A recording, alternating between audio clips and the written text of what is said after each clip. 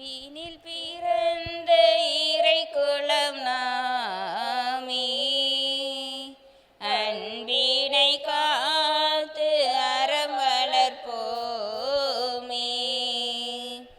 அறம் வளர்ப்போமே. அன்பினில் பிறந்த இறை குலம் நாமே, அன்பினை காத்து அறம் வளர்ப்போமே, அறம் வளர்ப்போமே. ஒரு மனத்தோராய் அனைவரும் வாழ்வோம், அருளொளி வீசும் ஒரு வழி போவோம். ஒரு மனத்தோராய் அனைவரும் வாழ்வோம், அருளொளி வீசும் ஒரு வழி போவோம். பிரிவினை மாய்த்து திருமறை காப்போம், பிரிவினை மாய்த்து திருமறை காப்போம். இம்மையில் இறைவன் திருவுளம் காண்போம்.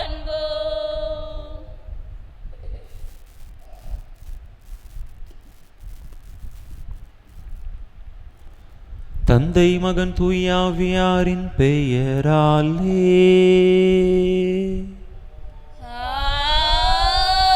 ஆமென். நம் ஆண்டவராகிய இயேசு கிறிஸ்துவின் அருளும் கடவுளின் அன்பும் தூயாவியாரின் நட்புறவும் உங்கள் அனைவரோடும் இருப்பதாக.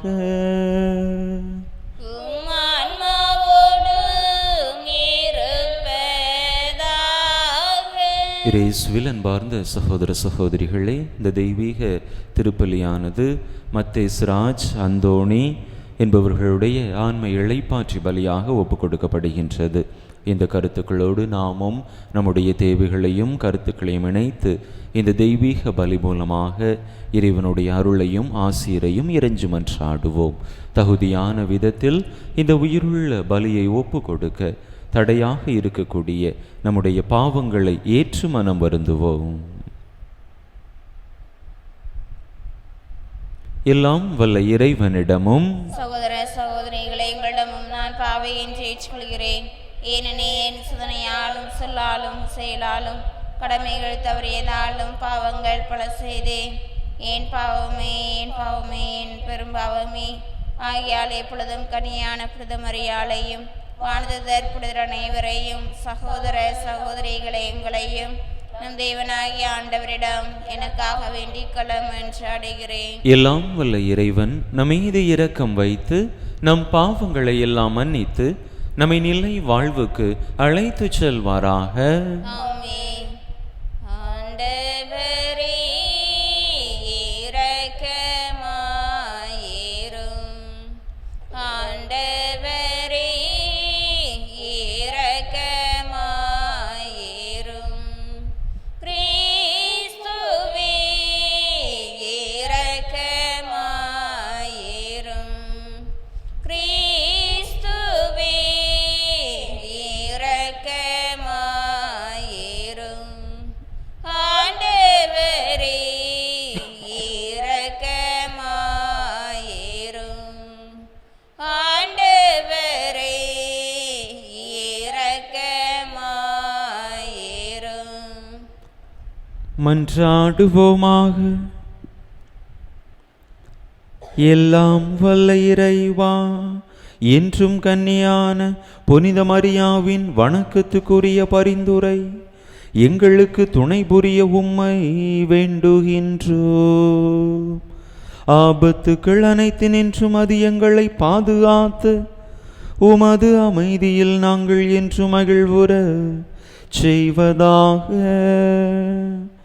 உம்மோடு தூயாவியாரின் ஒன்றிப்ப ஒரு இறைவனாய் என்றென்றும் வாழ்ந்து ஆட்சி செய்கின்ற எங்கள் ஆண்டவரும் உம் திருமகனுமாகிய இயேசு கிறிஸ்து வழியாக உம்மை மன்றாடுகின்றோம்.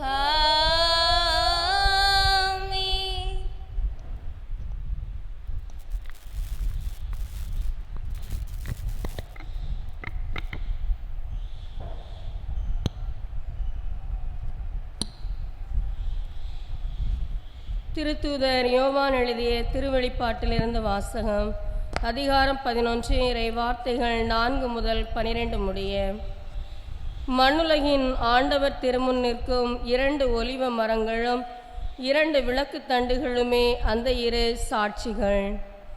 யாராவது அவர்களுக்கு தீங்கு இழைக்க விரும்பினால் அவர்களது வாயிலிருந்து தீ கிளம்பி அந்த பகைவர்களை சுட்டெரித்துவிடும்.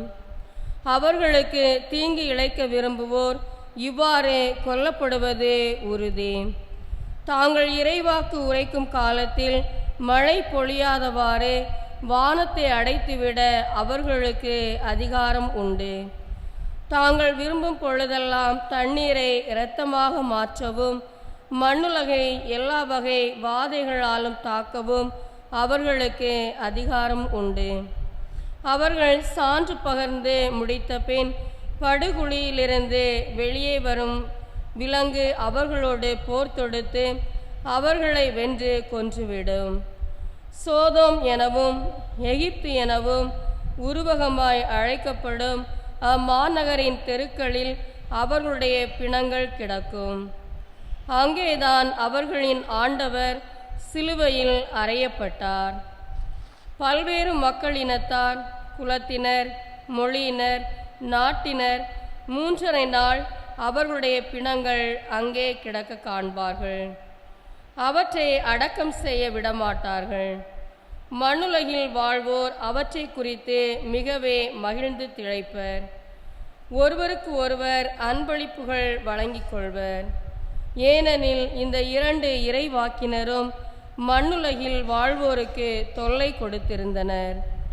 அந்த 3½ நாளுக்கு பின் கடவுளிடமிருந்து வந்த உயிர் மூச்சு அவற்றுக்குள் நுழைந்ததும் அவர்கள் எழுந்து நின்றார்கள். அதை பார்த்தவர்களை பேரச்சம் ஆட்கொண்டது. அப்பொழுது விண்ணகத்திலிருந்து எழுந்த ஓர் உரத்த குரல், இவ்விடத்திற்கு ஏறி வாருங்கள் என்று தங்களுக்கு சொன்னதை அந்த இறைவாக்கினர்கள் இருவரும் கேட்டார்கள். அவர்களுடைய பகைவர்கள் பார்த்து கொண்டிருக்க அவர்கள் மேகத்தின் மீது விண்ணகத்திற்கு சென்றார்கள். ஆண்டவர் வழங்கும் அருள்வாக்கு. இறைவனுக்கு நன்றி. பதிலுரை பாடல். என் பாறையாகிய ஆண்டவர் போற்றி போற்றி. என் பாறையாகிய ஆண்டவர் போற்றி போற்றி. என் பாறையாகிய ஆண்டவர் போற்றி போற்றி. போரிட என் கைகளுக்கு பயிற்சி அளிப்பவர் அவரே. போர் புரிய என் விரல்களை பழக்குபவரும் அவரே. என் பாறையாகிய ஆண்டவர் போற்றி போற்றி. என் கற்பாரையும் கோட்டையும் அவரே. எனக்கு பாதுகாப்பாளரும் மீட்பரும் அவரே. என் கேடயமும் புகலிடமும் அவரே. மக்களினத்தாரை எனக்கு கீழ்ப்படுத்துபவர் அவரே. என் பாறையாகிய ஆண்டவர் போற்றி போற்றி. இறைவா, நான் உமக்கு புதியதொரு பாடல் பாடுவேன். 10 நரம்பு வீணையால் உமக்கு புகழ் பாடுவேன். அரசர்களுக்கு வெற்றி அளிப்பவர் நீரே. உம் ஊழியர் தாவீதை கொடிய வாளினின்று தப்புவித்தவரும் நீரே. என் பாறையாகிய ஆண்டவர் போற்றி போற்றி. அல்லேலூயா அல்லேலூயா அல்லேலூயா அல்லேலூயா அல்லேலூயா அல்லேலூயா அல்லேலூயா அல்லேலூயா. நம் மீட்பராகிய கிறிஸ்து இயேசு சாவை அழித்து அழியா வாழ்வை நற்செய்தியின் வழியாக ஒளிரச் செய்தார். அல்லேலூயா அல்லேலூயா அல்லேலூயா அல்லேலூயா.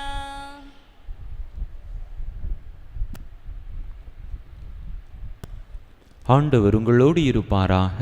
உம் ஆன்மாவோடும் இருப்பாராக. லூக்கா எழுதிய தூய நற்செய்தியிலிருந்து வாசகம். ஆண்டவரே, மாட்சி உமக்கே. அதிகாரம் 20, இறைவசனங்கள் 27 முதல் 40 முடிய.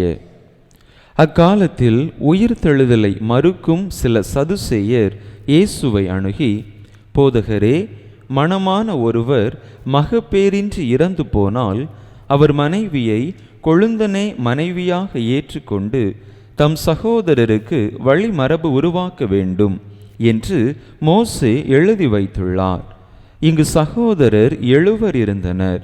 மூத்தவர் ஒரு பெண்ணை மணந்து மகப்பேரின்றி இறந்தார். 2ஆம் 3ஆம் சகோதரர்களும் அவரை மணந்தனர். இவ்வாறு 7 மகப்பேரின்றி இறந்தனர். கடைசியாக அப்பெண்ணும் இறந்தார்.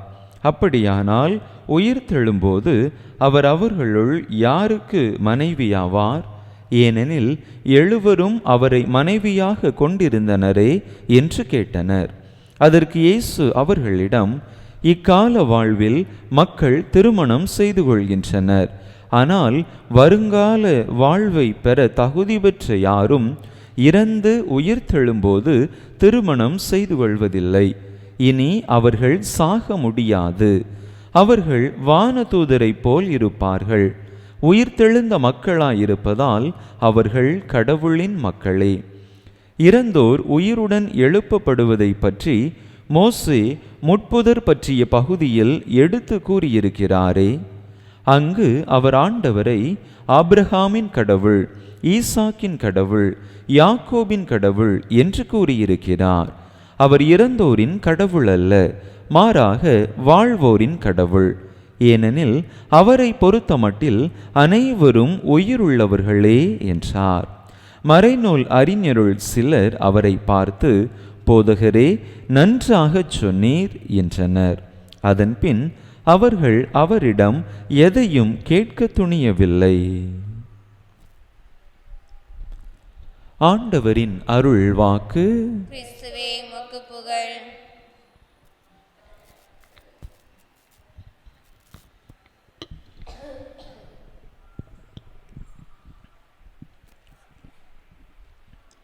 இயேசுவில் அன்பார்ந்த சகோதர சகோதரிகளை, ஒரு முறை கடுமையான காப்பாற்ற முடியாத ஒரு நோயினால் ஒருவர் பாதிக்கப்பட்டிருந்தார். தன்னுடைய வாழ்வின் இறுதி நாட்களை எண்ணிக்கொண்டிருந்த அவருக்கு எப்படி தன்னுடைய வாழ்வை நகர்த்தி கொண்டு செல்வது என்றே தெரியவில்லை. எனவே தன்னுடைய மனநல ஆலோசனைக்காக தனக்கு தெரிந்த ஒரு கிறிஸ்தவ மருத்துவரை அவர் சந்தித்து அந்த ஆலோசனையை பெற்றுக்கொண்டிருந்தார். தன்னுடைய வாழ்வின் இறுதி நாட்களை எண்ணிக்கொண்டிருந்த அந்த மனிதருக்கு எப்படி ஆறுதல் சொல்லுவது என்று அந்த மருத்துவருக்கு தெரியவில்லை. என்ன சொல்வது என்று விழி பிதுங்கி முழித்து கொண்டிருந்தார். அப்பொழுது அவர்கள் பேசிக்கொண்டிருந்த அந்த அறையின் கதவிலே யாரோ எதையோ போட்டு இழுத்து கொண்டுவது போன்று இருந்தது. அந்த கதவை சுரண்டி கொண்டிருப்பது போன்ற ஒரு சத்தம் அங்கே கேட்டது. அப்பொழுதுதான் அந்த மருத்துவருக்கு தெரிந்தது அது அவருடைய நாய் என்று. அந்த நோயாளியிடம், தன்னுடைய இறுதி நாட்களை எண்ணிக்கொண்டிருந்தவரிடம் பதில் சொல்லுவதற்கு அந்த மருத்துவருக்கு இப்பொழுது பதில் கிடைத்துவிட்டது. அவரை பார்த்து சொல்லுவார், நாம் பேசி கொண்டிருக்கக்கூடிய இந்த அறைக்கு வெளியே என்னுடைய நாய், நான் வளர்க்கக்கூடிய நாய், அந்த கதவை சுரண்டி கொண்டிருக்கிறது. நாம் இப்பொழுது மேல் அறையிலே இருக்கிறோம். கீழ் அறையில்தான் அந்த நாயை நான் விட்டு வந்தேன். ஆனால் என்னுடைய சத்தத்தை கேட்டு மேலே வந்து இந்த கதவு அருகில் நின்று சுரண்டி கொண்டிருக்கிறது. அந்த நாய்க்கு உள்ளே என்ன நடக்கிறது என்று நிச்சயமாக தெரிய வாய்ப்பில்லை. ஆனால் அதற்கு ஒன்றே ஒன்று மட்டும் கண்டிப்பாக நிச்சயமாக தெரியும். அந்த நாயினுடைய முதலாளி இந்த அறையின் உள்ளே இருக்கின்றார் என்பது மட்டும் அந்த நாய்க்கு உறுதியாக தெரியும் என்று அந்த இறுதி நாட்களை எண்ணிக்கொண்டிருந்த மனிதரிடம் அந்த மருத்துவர் பதில் சொன்னாராம். அதே போலத்தான் நமக்கு நம்முடைய இந்த வாழ்க்கைக்கு பிற்பாடு, இறப்பிற்கு பிற்பாடு என்ன நடக்கும் என்பது உறுதியாக தெரியாது. ஆனால் மேல் உலகிலே, விண்ணகத்திலே, அந்த அறையிலே ஆண்டவர் நமக்காக காத்து கொண்டிருக்கிறார் என்பது மட்டும் நமக்கு தெரியும். நிச்சயமாக நம்மை படைத்தவர், நம்மை பாதுகாத்தவர், நம்மை ஒரு நாளும் அழிவுக்கு விட்டு விட மாட்டார். எனவே மன உறுதியோடு இருங்கள். இந்த வாழ்வுக்கு பிற்பாடும் நிலையான வாழ்வு உங்களுக்காக காத்து கொண்டிருக்கிறது. இறைவன் அதை உங்களுக்கு நிச்சயமாக பரிசாக தருவார் என்று அந்த மனிதரிடத்திலே அந்த மருத்துவர் ஆறுதல் மொழிகளை சொன்னாராம். பல நேரங்களில் நம்முடைய வாழ்க்கையிலும் கூட நமக்கும் இப்படிப்பட்ட கேள்விகள், குழப்பங்கள் இருக்கும். நம்முடைய இறப்பிற்கு பிற்பாடு அடுத்து நமக்கு என்ன நடக்குமோ, நிலை வாழ்வு என்றால் என்ன, எதிர்காலம் எப்படிப்பட்டதாக இருக்குமோ, இறப்பிற்கு பிற்பாடும் நமக்கென்று ஒரு வாழ்வு இருக்கிறதா என்றெல்லாம் கூட பலவித குழப்பங்களும் கேள்விகளும் நம்மிடத்திலே காணப்படுவது நம் இயல்பாகவே இருக்கின்றது. அதே போலத்தான் இன்றைய நற்செய்தியிலும் கூட இறப்பிற்கு பிற்பாடு என்ன இருக்கிறது என்பதை குறித்த புரிதல் இல்லாத அல்லது நிலை வாழ்வை குறித்த, உயிர்த்தெழுதலை குறித்த நம்பிக்கை இல்லாத சதுசேயர்கள் ஆண்டவரிடத்திலே அப்படிப்பட்ட கேள்விகளை கேட்கின்றார்கள். அது ஆண்டவர் மீது குற்றம் சுமத்த அல்லது ஆண்டவர் என்ன சொல்கிறார் என்று அவருடைய பதிலை எதிர்பார்த்து கொடுக்கப்பட்ட ஒரு கேள்வி கணையாக இருந்தாலும் கூட ஆண்டவர் அதனை நல்லதொரு வாய்ப்பாக பயன்படுத்தி உயிர்த்தெழுதல் மீது, வானதூதர்கள் மீது நம்பிக்கை இல்லாத அந்த சதுசேயர்களுக்கு அருமையான படிப்பினையை கற்றுத்தருகின்றார். புரிதல் இல்லாதவர்களுக்கு கூட அல்லது உயிர்த்தெழுதலை நம்பாதவர்களுக்கு கூட அவர்கள் புரிந்து கொள்ளும்படியான அருமையான பதிலை கொடுக்கின்றார். அன்பு மக்களே, நமக்கும் இருக்கக்கூடிய இப்படிப்பட்ட தவறான புரிதல்கள், குழப்பங்களை தவிர்த்து நிச்சயமாக நமக்கு நிலை வாழ்வு என்கின்ற ஒன்று இருக்கிறது. நம்முடைய வாழ்வானது இத்தோடு நின்று போய் விடுவதில்லை. நம்முடைய வாழ்வு நம்முடைய இறப்போடு அழிந்து விடுவதில்லை. மாறாக அது மாற்றம் பெற்று இறைவனை கண்டடையக்கூடிய, இறைவனுடைய முன்பாக எப்பொழுதும் நிலைத்திருக்கக்கூடிய ஒரு நிலை வாழ்வாக நம்முடைய வாழ்வானது தொடரும் என்கின்ற நம்பிக்கையை, உறுதிப்பாட்டை பெற்றுக்கொள்ள நாம் அழைக்கப்படுகின்றோம். அப்படி அந்த நிலை வாழ்வை நாம் உரிமையாக்கி கொள்ள நாம் வாழக்கூடிய இந்த நாட்களிலேயே இந்த வாழ்வை அர்த்தமுள்ள ஒரு வாழ்வாக, இறைவனுக்கு பிடித்தமான ஒரு வாழ்வாக வாழ நாம் முயற்சி செய்வோம். அப்படி நாம் வாழ ஆரம்பித்து விட்டோம் என்று சொன்னால் எதிர்காலத்தை குறித்த குழப்பங்கள், கவலைகள் நிச்சயமாக நம்மிடத்திலே தோன்றுவதற்கான வாய்ப்பில்லை. நிலை வாழ்வை, நம்முடைய இறப்பிற்கு பிற்பாடு உள்ள வாழ்வை நாம் நிச்சயமாக உடைமையாக்கிக் கொள்வோம் என்கின்ற நம்பிக்கையோடு நாம் வாழக்கூடிய இந்த நாட்களிலேயே அர்த்தமுள்ள வாழ்வாக வாழ, இந்த வாழ்வையே நிலை வாழ்வாக நினைத்து வாழ வரம் கேட்டு தொடர்ந்து இந்த பலியிலே இணைந்து மன்றாடுவோம். ஆமென்.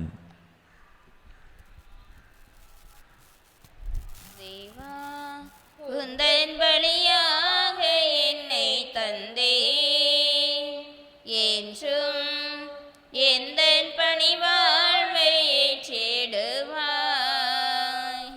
தேவா, உந்தன் பலியாக என்னை தந்தே, என்றும் எந்தன் பணிவாழ்வை ஏற்றிடுவாய்.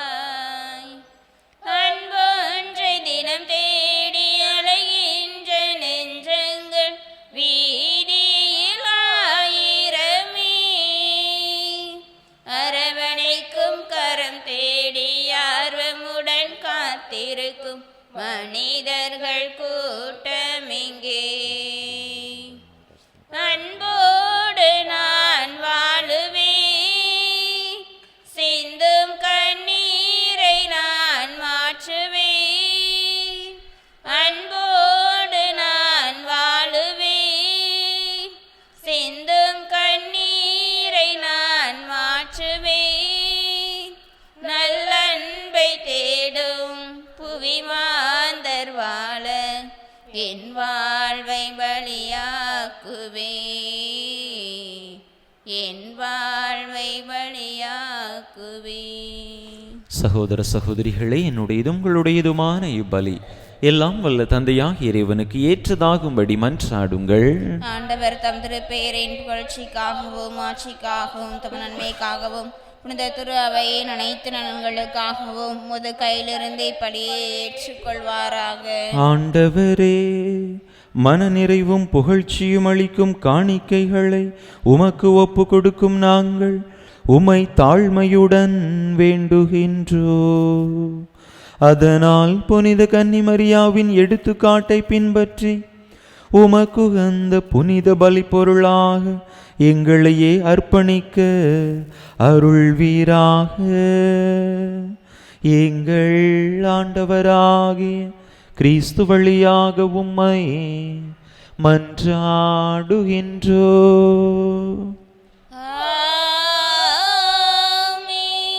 ஆண்டவர் உங்களோடு இருப்பாராக.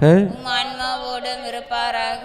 இதயங்களை மேலே எழுப்புங்கள். ஆண்டவரிடம் எழுப்பியுள்ளோம். நம் இறைவனாகிய ஆண்டவருக்கு நன்றி கூறுவோம். அது தகுதியும் நீதியுமானது.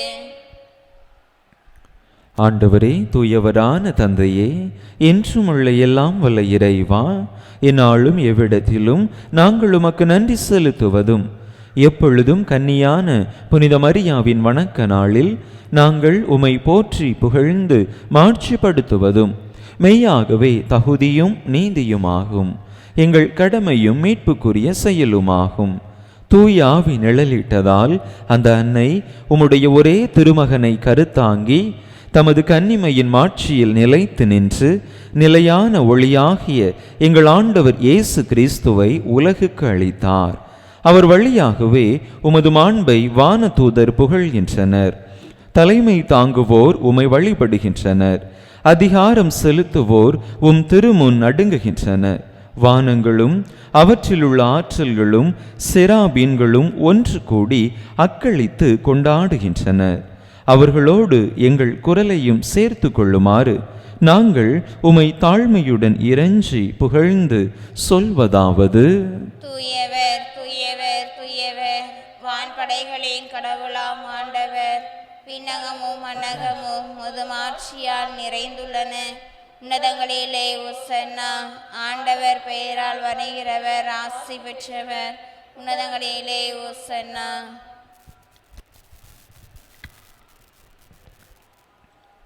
ஆண்டவரே, நேர்மையாகவே தூயவர், தூய்மை அனைத்துக்கும் ஊற்று. ஆகவே உம்முடைய ஆவியை பொழிந்து இக்காணிக்கைகளை தூய்மைப்படுத்த உம்மை வேண்டுகின்றோம். இவ்வாறு எங்கள் ஆண்டவர் இயேசு கிறிஸ்துவின் உடலும் இரத்தமுமாக எங்களுக்கு இவை மாறுவனவாக. அவர் பாடுபட விளம் கனிந்து தம்மை கையளித்த போது அப்பத்தை எடுத்து நன்றி செலுத்தி அதை பிட்டு தம் சீடர்களுக்கு அளித்து அவர் கூறியதாவது: அனைவரும் இதிலிருந்து பெற்று உண்ணுங்கள், ஏனெனில் இது உங்களுக்காக கையளிக்கப்படும் என் உடல்.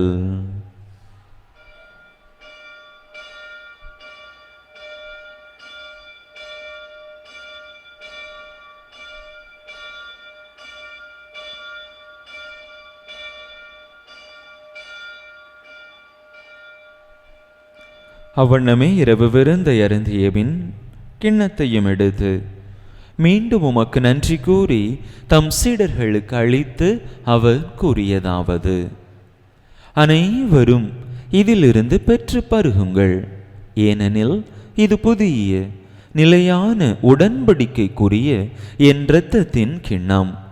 இது பாவ மன்னிப்புக்கென்று உங்களுக்காகவும் பலருக்காகவும் சிந்தப்படும். இதை என் நினைவாக செய்யுங்கள்.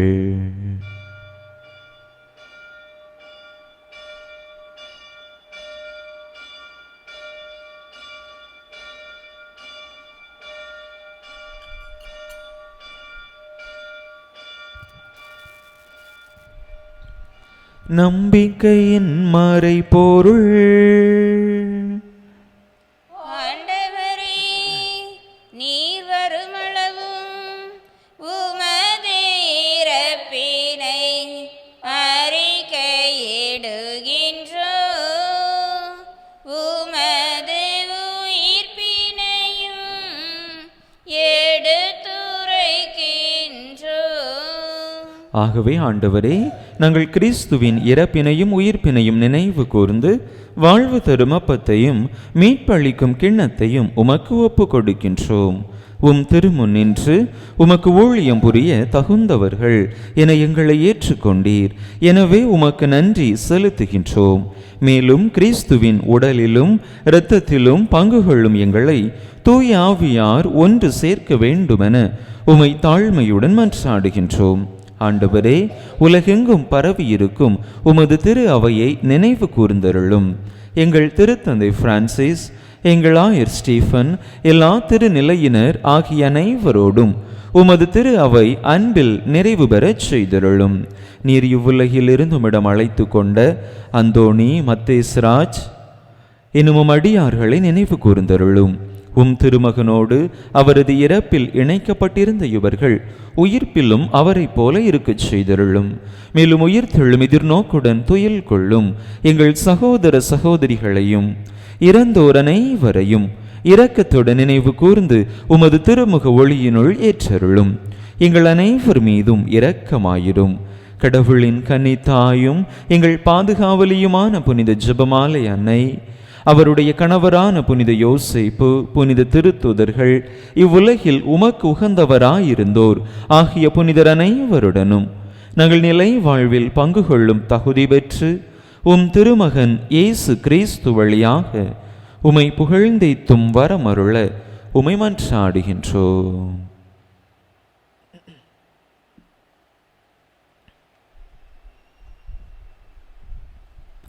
இவர் வழியாக இவரோடு இவரில் எல்லாம் வல்ல இறைவனாகிய தந்தையே, தூய ஆவியாரின் ஒன்றிப்பில் எல்லா புகழும் மாட்சியும் என்றென்றும் உமக்கு உரியதே.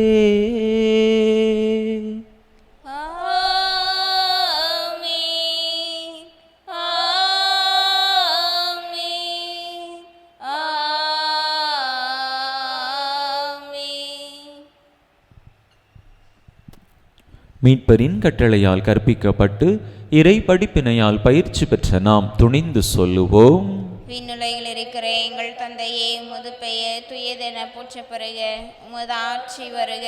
உமது திருவுளம் விண்ணுலகில் நிறைவேறுவது போல மண்ணுலகிலும் நிறைவேறுக. எங்கள் அன்றாட உணவை இன்று எங்களுக்கு தாரும். எங்களுக்கு எதிராக குற்றம் செய்வோரை நாங்கள் மன்னிப்பது போல எங்கள் குற்றங்களை மன்னியும். எங்களை சோதனைக்குட்படுத்தாதையும் தீமையிலிருந்து எங்களை விடுவித்தருளும். ஆண்டவரே, தீமை அனைத்திலிருந்தும் எங்களை விடுவித்து எங்கள் வாழ்நாளில் அமைதியை கனிவுடன் அருள உமை மன்றாடுகின்றோம். உமது இரக்கத்தின் உதவியால் நாங்கள் பாவத்தில் இருந்து எப்போதும் விடுதலை பெற்று யாதொரு கலக்கமுமின்றி நலமாயிருப்போமாக. நாங்கள் எதிர்நோக்கி இருக்கும் பேரின்பத்துக்காகவும் மீட்பராகிய இயேசு கிறிஸ்துவின் வருகைக்காகவும் காத்திருக்கின்றோம். ஏனெனில் ஆட்சியும் வல்லமையும் ஆட்சியும் என்றென்றும் உமதே. ஆண்டவரே இயேசு கிறிஸ்துவே, அமைதியை உங்களுக்கு விட்டுச் சொல்லுகின்றேன், என் அமைதியையே உங்களுக்கு அளிக்கின்றேன் என்றும் திருத்தூதர்களுக்கு மொழிந்தீரே. எங்கள் பாவங்களை பாராமல் உமது திரு அவையின் நம்பிக்கையை கண்ணோக்கி உமது திருவுளத்துக்கு ஏற்ப அதற்கு அமைதியையும் ஒற்றுமையையும் அளித்தருள்வீராக. என்றென்றும் வாழ்ந்து ஆட்சி செய்கின்றவர் நீரே. ஆண்டவருடைய அமைதி உங்கள் அனைவரோடும் என்றும் இருப்பதாக. ஒருவருக்கொருவர் கிறிஸ்து வழங்கும் அமைதியை பகிர்ந்து கொள்வோம். உலகின் பாவங்களை போக்கும் இறைவனின் செம்மறியே, எங்கள் மேல் இரக்கமாயிரும். உலகின் பாவங்களை போக்கும் இறைவனின் செம்மறியே, எங்கள் மேல் இரக்கமாயிரும். உலகின் பாவங்களை போக்கும் இறைவனின் செம்மறியே, எங்களுக்கு அமைதி அளித்தருளும்.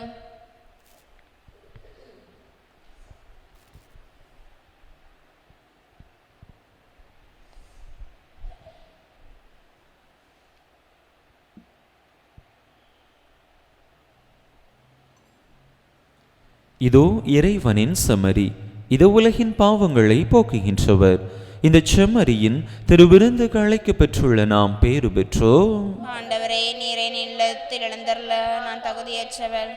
ஆனால் வார்த்தை மட்டும் சொல்லியல்லும் என் ஆன்மா நலமடையும்.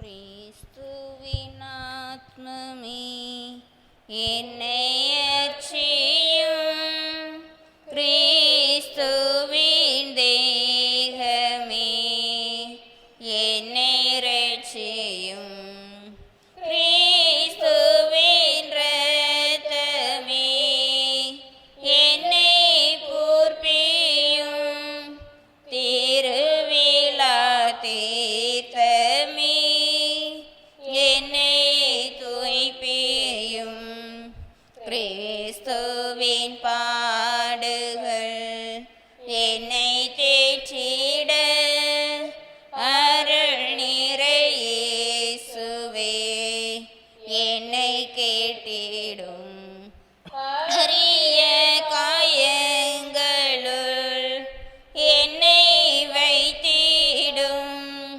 பிரிந்திடா வண்ணமாய் என்றும் கட்டிடும், பொருது சத்ருவிடம்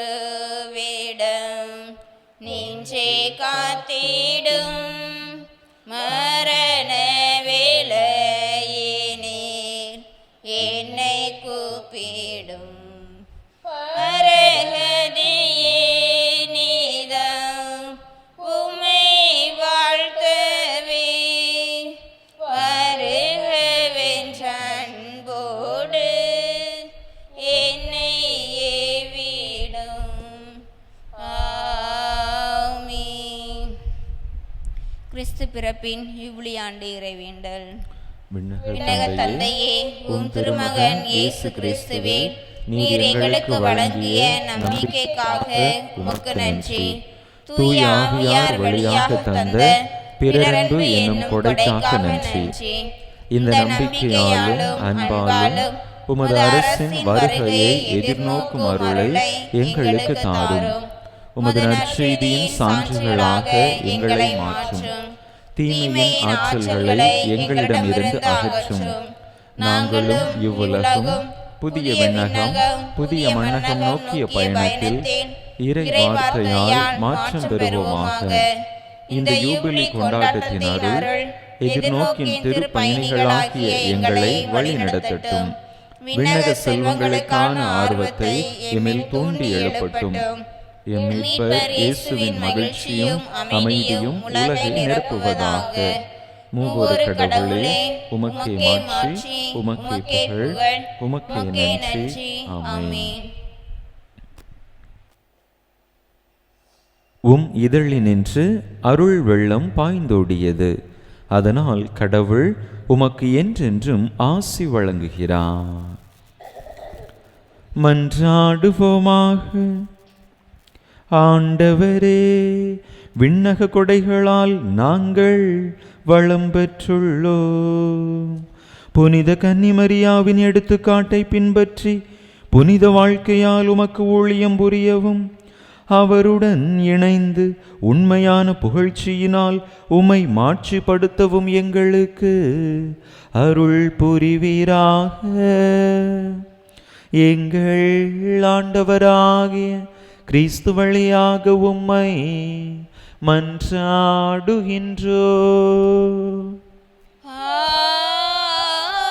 ஆமென்.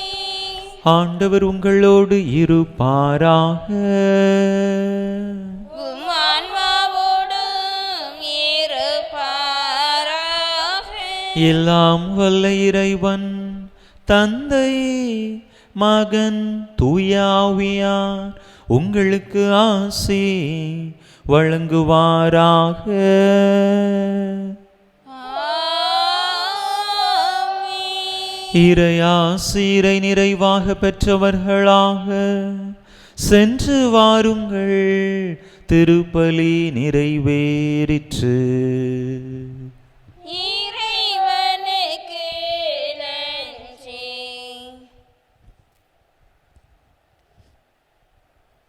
அழகின் முழுமையே தாயே, அழகையின் தலைமீதி தாயே, உலகினில் ஒளியேற்றிடவே